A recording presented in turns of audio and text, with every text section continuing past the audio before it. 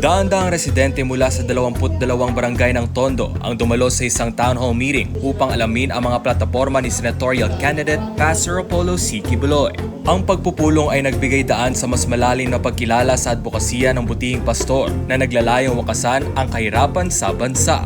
Sa kabila ng mainit na panahon at mahabang pila, hindi natinag ang mga dumalo. Si Tatay Hill, isang retiradong sundalo, nagpahayag ng kanyang paghanga kay Pastor Apollo dahil sa kanyang di matatawarang pagtulong sa mahihirap.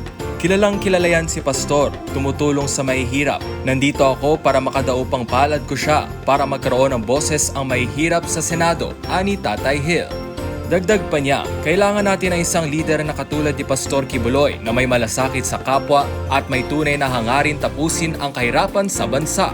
Sa kabila ng mga batikos at isyong ipinupukol laban kay Pastor Apollo, nananatiling matibay ang paniniwala ng kanyang mga taga-suporta sa kanyang integridad at layunin. Ani Tatay Hill, hindi ako naniniwala sa mga paratang laban kay Pastor.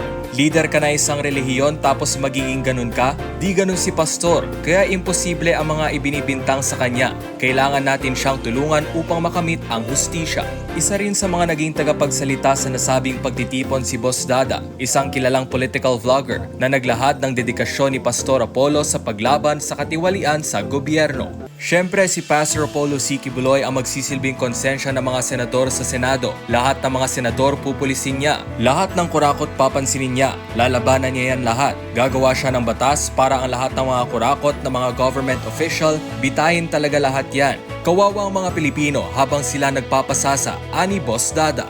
Dagdag pa rito, binigyang din ni Boss Dada ang matatag na paninindigan ni Pastor Apollo laban sa korupsyon, pati na rin ang kanyang makabuluhang kontribusyon sa iba't ibang sektor tulad ng kalikasan, katutubong pamayanan, kabataan at mga nasalanta ng kalamidad.